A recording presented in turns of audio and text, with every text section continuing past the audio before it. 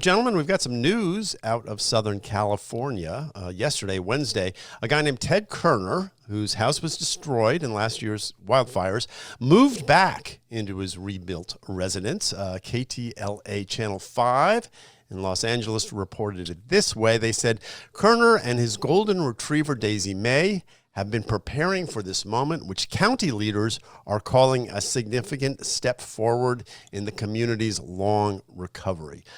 Meanwhile, the LA City Council voted on Tuesday to delay a decision that would have waived reconstruction fees. This throws another roadblock into any other rebuilding in the area. That left some citizens in tears. Jessica Rogers, the president of the Pacific Palisades Resident Association, said, quote, "It is devastating to see how incompetent our city really is." So, Tom, almost a year after the fires, one house rebuilt so far. There are about 7,000 buildings burned, so you can do the math. At this rate, complete restoration is about the year 27-25. What do you make of what's going on in California? It's freaking outrageous that it's been almost a year and they have rebuilt one home. I mean, that's crazy. I mean, it was almost when I saw the story, I was like, that can't be right. Right. Can't be true. That's what I thought too. Yeah, but it is true. And the fact that that there isn't more attention paid to this nationally, that Karen Bass and, by the way, Gavin Newsom, right, aren't being held to account for this. I mean, you got Spencer Pratt out there. He's making noise and has become sort of the lone voice that's agitating about this. But beyond that, the media just picked up and moved on. I mean, it's ridiculous. This is, and you think about this is what government exists for when you're an executive, whether it's at the local level or the state level, right? And you think about Ron DeSantis and what he did rebuilding after devastating hurricanes. I mean, he did a fantastic job of executing plans to rebuild. I mean, he rebuilt like a bridge in like 3 days, right? Not him personally, but he orchestrated it. And Gavin Newsom's off giving interviews to, Aaron Ross Sorkin at in New York City. He's running for president. He's doing all this stuff. What about going home and helping clear away all of the regulations and the crap to get these people to be able to rebuild their homes and move back into the neighborhood that they loved and lived in for many of these people was most of their lives. And it's an unbelievably tragic story, and it doesn't get more attention. Carl? I'd like to defend my home state here, but I don't know how to do it. This was in Altadena. That's in the county. The Palisades story is much worse. No homes have been rebuilt there. The city council this week, people came. The proposal, the mayor Karen Bass, she never followed through on it. She initially said we'll waive construction fees, permitting fees for the Palisades. Now, there's a lot of other problems, but that's just a symbol of what's going on. These fees range between $4,000 and $10,000, and the city council is saying, well, this is going to cost us $86 million, or between 86 and $286 million. It's actually not costing them anything. If the neighborhood hadn't, half the city, if the Palisades hadn't burned to the ground, they wouldn't be collecting these fees. And that's sort of the mindset of a modern Democrat. The money that we might get by that is ours. That even in the case of a fire. And so there was a council meeting, and 100 people came. They allowed conversation for 1 hour, just cut it off.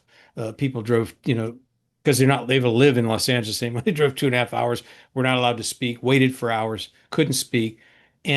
And this, to me, it's just a symbol of broken governance of some of these cities. In this case, Los Angeles. I looked it up, you guys. I don't know if you know anything about this, but Tom might, because he's from the Pacific Northwest. But after Pearl Harbor was bombed in the spring of 1942, Franklin Roosevelt, the president, thought that there should be a highway connecting the mainland to Alaska. It's still there. It's called the Alcan Highway. And the Army Corps, and it was just at the wilderness in the most forbidding landscape in North America. And they built 1,500 miles of roads through rivers that had no bridges, dense forest. The Army Corps of Engineers did it in 8 months. That's what they did. 1,500 miles of road in 8 months. But Carl, That's what happens. You're not thinking about the environmental degradation that happened because of that. Come on.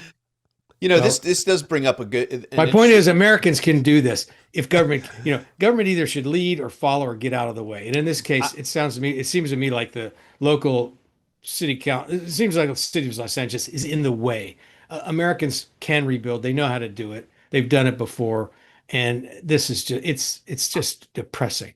Most of the coverage of the California governor's race is focused on, Katie Porter and her personality and all that. But this would seem to be a very ripe issue for that race. And in particular for Steve Hilton, who's the Republican who's running there. He's a former Fox News host and was part of the British cabinet at one point. And Steve's been out there for a long time. And, just focusing on this issue alone could win you tens of thousands of votes in Los Angeles County. I mean, the idea that Democrats are, I don't understand why this is, and maybe it is, maybe I just haven't been paying enough attention to that race, that it's getting coverage in Los Angeles. That it's would be a singular issue. And for, particularly, as Carl said, it might be a tougher one for the Democrats to handle because they're running the government there on all levels, all the way through the state legislature, supermajorities, and Gavin Newsom's in power and all that. But I would think that Steve Hilton would be able to leverage this in a pretty significant way, because it is just outrageous that they are so far behind in getting these people the ability to rebuild their homes. I know. To that point, there was this theory. I remember people talking about it at the time, right after the fires, where people anticipated that the rebuilding would be very tough.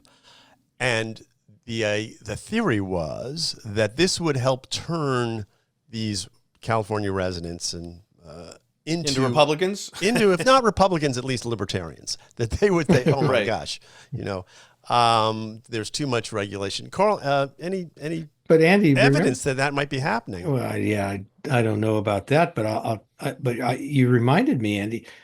Both Gavin Newsom and the mayor Karen Bass said that they wouldn't be bogged down in red tape. They kind of vowed to do it differently this time. And actually, the rebuilding from this fire is slower than previous fires. So, and this is not all the city's fault. You've got to get plans. People have to come up with the money. The insurance companies have to pay. I don't mean to lay it all on the city council, but Tom makes an interesting point, Andy, which is that it seemed like an opportunity for Governor Newsom to use the bully pulpit, throw his weight around, and these are his fellow Democrats, and sort of nudge them in the right direction, or to come up with legislation to do more than he's done on this. The Democrats are so busy fighting Donald Trump on everything, and I don't blame them. Gavin Newsom and the Democratic hierarchy in California, they're on safe ground in their state about siding against ICE and siding, with immigrants. That doesn't hurt them politically, and they would make a case that morally it's where they want to be. But it's not the only issue in the world. And if you're going to fight Trump on everything, then you don't ask for his help. The federal government could be helpful. You don't concentrate on other things. You don't really do the job. And it suggests to me that these Democrats have to learn to walk and chew gum at the same time. It occurred to me that this is another situation where Trump could absolutely just barnstorm and troll the Democrats. He should send in the National Guard, send in the Army Corps of Engineers, and start rebuilding that thing himself. He's a builder. Like the Alcan, just clear that crap away and start, What are they going to do? Like Eric Swalwell is going to go out there and be like, "Get out of here, Trump! Stop building homes in, Pacific Palisades. How dare you, you fascist!" Yeah, but you know what, guys? Donald Trump doesn't have a great record in these disasters either. And I remember the first term when Puerto Rico was devastated, a 1-2 punch of these hurricanes. And the place was just desperate. My son and his family lived there at the time, and he goes there and he manages to get in a squabble with the mayor and tosses a roll of paper towels at her, not to hurt her, but sort of you're going to catch this. I don't remember it, but the point is that Trump could have done what Tom's talking about then too. He's not done that, and it's typically a governor's responsibility. I think this is one reason why Ron DeSantis is still so popular. But I agree with you, Tom. He could do this, but he hasn't. In Trump's defense, he hasn't used the federal power that way in previous disasters. In Trump's defense, he did rush an experimental vaccine to market and helped jab hundreds of millions of people with it. But he doesn't talk about that anymore. But Right. He doesn't. He's not sure how he feels about that.